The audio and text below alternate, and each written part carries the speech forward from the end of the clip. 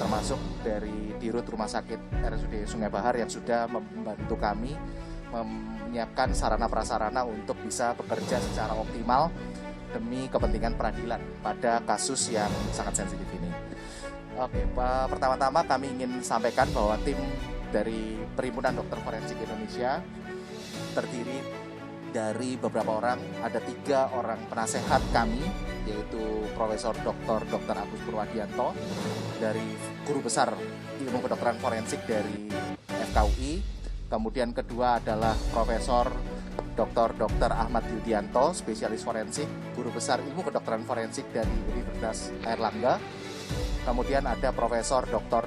Dedi Afandi, spesialis forensik mediko legal, Guru Besar Ilmu Kedokteran Forensik dari FK Universitas Riau. Lalu hadir di sini tim kami berjumlah 7 orang yang terdiri dari 5 orang dokter spesialis forensik yang diketuai oleh saya sendiri selaku Ketua Umum Perhimpunan Dokter Forensik Indonesia. Kemudian ada Dr. Rika Susainti di sini dari Fakultas Kedokteran Universitas Andalas. Lalu ada Dr. Ida Bagus Putu Alit, spesialis forensik dari Fakultas Kedokteran Universitas Udayana. Yang 2 masih berbenah adalah Dr. Yudi, spesialis forensik dari Rumah Sakit Cipto Mangunkusumo, dan Dr. Sofiana, spesialis forensik adalah dokter forensik di RSPAD Gatot Subroto. Perlu kami jelaskan bahwa proses otopsi ulang ini telah melalui beberapa proses. Yang pertama adalah kami dari perhimpunan menerima surat permohonan yang diajukan dari Direktorat Tindak Pidana Umum Barreskrim Mabes Polri. Kemudian kami segera menyusun tim ahli yang diketahui oleh saya sendiri dan beberapa tim ini yang tentunya pertimbangan pertama adalah sebagai kompetensi dokter-dokter spesialis forensik ini untuk bisa melaksanakan tugas dan melakukan pemeriksaan yang secara optimal dan maksimal demi kepentingan peradilan. Kedua, setelah itu setelah kami dapatkan menyusun tim, kami berdiskusi dan tersambung melalui hubungan Zoom dengan Bapak Komarudin Simanjuntak selaku penasihat hukum keluarga pada hari Jumat sore difasilitasi oleh Barreskrim. Kemudian alhamdulillah kami semua mendapatkan izin dari institusi kami masing-masing dan kami bisa berangkat ke Jambi. Kemarin perlu kami laporkan juga, kemarin malam kami sudah pukul 6 sampai sekitar hampir pukul 9 malam kemarin kami melakukan pertemuan dengan keluarga dan penasehat hukumnya. Tujuannya apa? Tujuannya adalah kami harus sebagai dokter, tentunya hubungan dokter dengan keluarga atau seperti halnya dokter dengan pasien pada umumnya adalah hubungan kepercayaan. Tentunya ada informasi-informasi yang harus kami sampaikan terkait teknis medis kedokteran forensik dan otopsi, serta apa yang bisa diharapkan dan hal-hal apa yang menjadi penyulit. Itu yang kita berikan informasi dan semua sudah disampaikan dan alhamdulillah berbina hubungan baik antara kami dengan pihak keluarga dan penasihat hukum. Dan memang kami di sini bekerja, kita lihat tim-tim ini bekerja secara independen dan imparsial. Sekalipun kami juga sangat menyadari bahwa Perhimpunan Dokter Forensik Indonesia, dokter-dokter forensik kami dimanapun berada di seluruh Indonesia, apapun seragamnya, pasti akan bersikap secara independen dan imparsial karena kita pun memiliki pedoman etik, standar disiplin, profesi, serta penjagaan kompetensi selama 5 tahun sekali.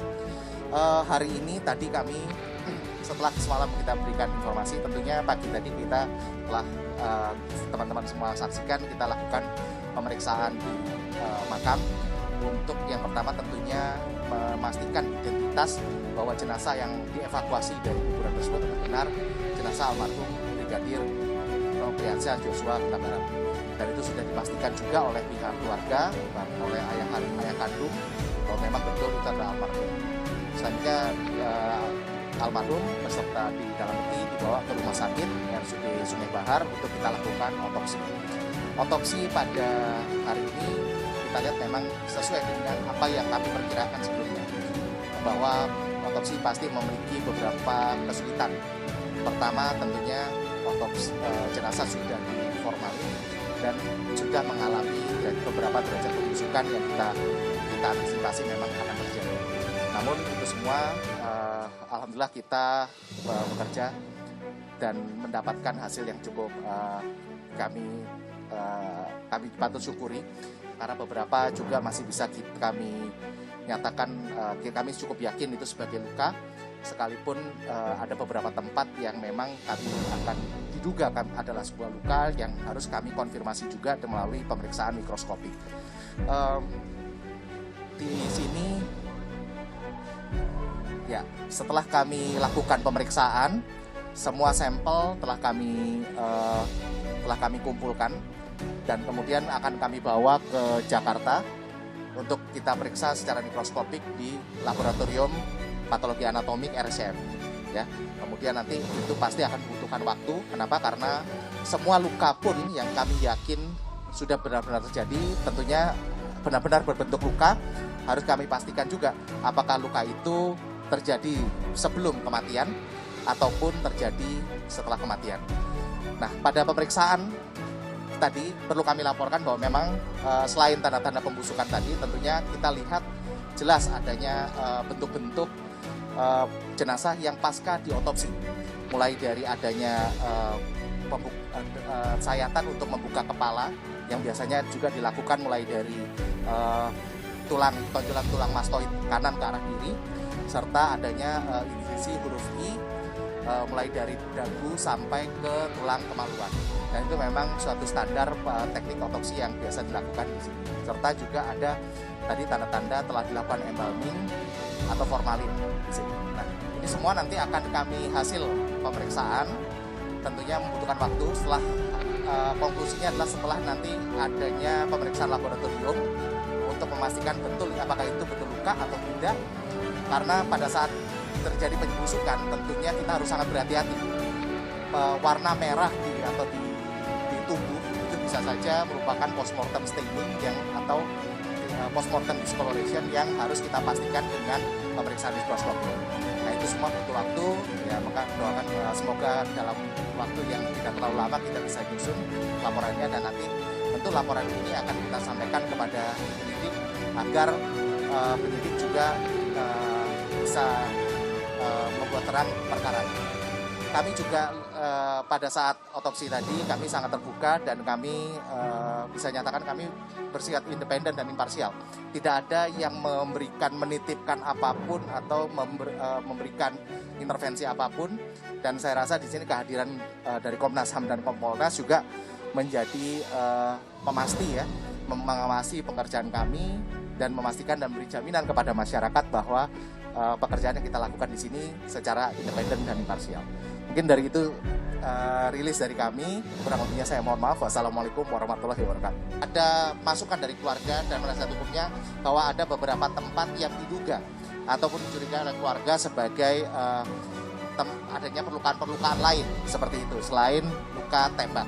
Nah, itulah yang memang akan kita konfirmasi, dan itu menjadi fokus pemeriksaan kami. Sekalipun kami melakukan pemeriksaan secara menyeluruh otopsi seperti biasa, tentunya kami ada fokus-fokus sesuai dengan masukan dari keluarga dan penasihat hukum itu. Nah, itu yang menjadi fokus kami. Sampel ini kenapa harus saya bawa ke laboratorium di RSCM, karena tempat yang dimana kami pun memiliki keyakinan bahwa hasil, dan saya rasa semua juga akan menyadari bahwa di situ merupakan tempat yang bisa dijaga integritasnya dan memberikan hasil yang terbaik. Lama pemeriksaan kami perkirakan tentunya antara 2 hingga 4 minggu untuk memproses sampel jaringan itu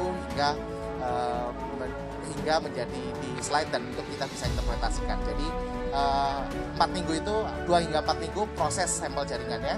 Setelah itu tentunya kami akan periksa lagi dan kami interpretasikan hingga paling. Jadi kalau saya boleh rentangnya, saya nggak ingin terlalu mungkin antara 4 sampai 8 minggu lah, ya, sampai keluar hasil yang akan bisa kita berikan kepada pihak penyidik peminta dari seperti itu. Ya, jadi bagian yang kami periksa terutama adalah tentunya pada luka yang kami yakin sebagai luka. Kami harus tahu itu luka apa dan apakah luka itu terjadi sebelum kematian atau setelah kematian.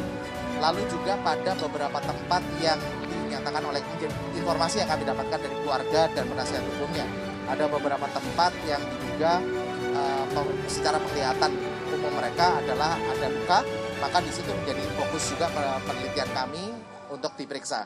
Tentunya itu harus kita periksa intravitalitas lukanya, apakah betul itu luka, dan kalau memang betul itu luka, apakah itu luka yang terjadi sebelum atau setelah kematian.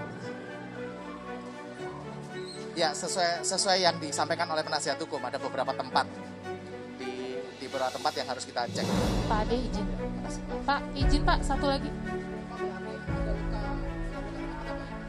Itu yang harus, ya tentunya kita ketemu beberapa luka ya, dan tentunya itu nanti akan kita periksa luka itu terjadi sebelum kematian atau setelah kematian.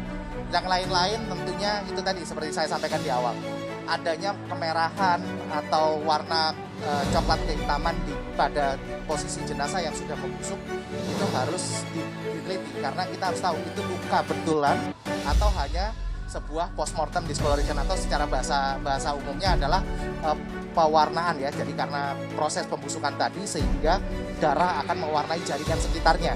Nah, ini kita harus bedakan dari kedua ini karena itu tidak mungkin hanya kita periksa secara makroskopik, artinya dengan penglihatan saja. Itu harus membutuhkan